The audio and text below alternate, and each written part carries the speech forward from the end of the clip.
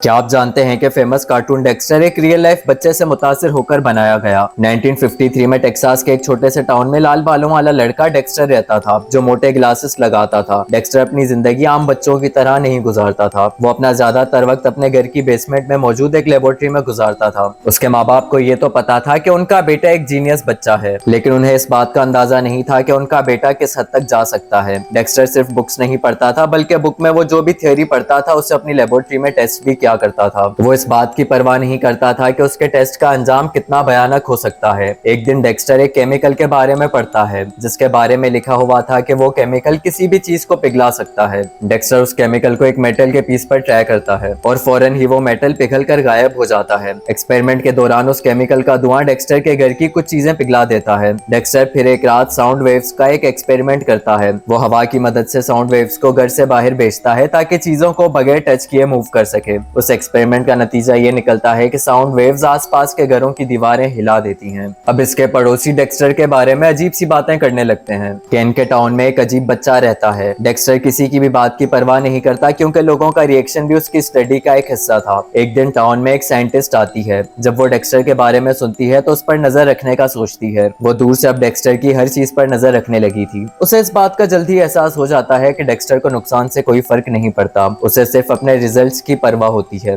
वो लड़की डेक्स्टर से इंस्पायर होने के साथ साथ अब परेशान भी हो जाती है, क्योंकि डेक्स्टर का जुनून हर गुजरते दिन के साथ पागलपन में बदल रहा था। डेक्स्टर का आखिरी एक्सपेरिमेंट एक ऐसा डिवाइस होता है जिसकी मदद से वो जमीन का बैलेंस खराब करने वाला था। जब वो लड़की डेक्स्टर को समझाने की कोशिश करती है तो डेक्स्टर उसकी बातों को इग्नोर करता है। डेक्स्टर उसे कहता है कि तुम्हारी तरह के आम लोग मेरी इंटेलिजेंस को कभी नहीं समझ सकते। ये कहकर डेक्स्टर फौरन ही अपना डिवाइस एक्टिव कर देता है, जिसकी वजह से वो लड़की बेहोश होने लगती है और अपना बैलेंस खोने लगती है। वो लड़की अपने कदमों पर खड़े होने की कोशिश कर रही होती है और डेक्स्टर वहां बैठकर लड़की की हालत देखकर अपने नोट्स लिख रहा था। वो लड़की बड़ी मुश्किल से किसी तरह खड़ी होकर डिवाइस बंद करके वहां से भागती है। उस लड़की ने डेक्स्टर का सारा बिहेवियर अपने कैमरे में रिकॉर्ड कर लिया था। जब वो लड़की ये सब डेक्स्टर के पेरेंट्स को दिखाती है तो वो बहुत ज्यादा डर जाते हैं। वो फौरन ही इस बच्चे की लेबोरेटरी को तबाह कर देते हैं और उसे लेकर टाउन से हमेशा के लिए चले जाते हैं।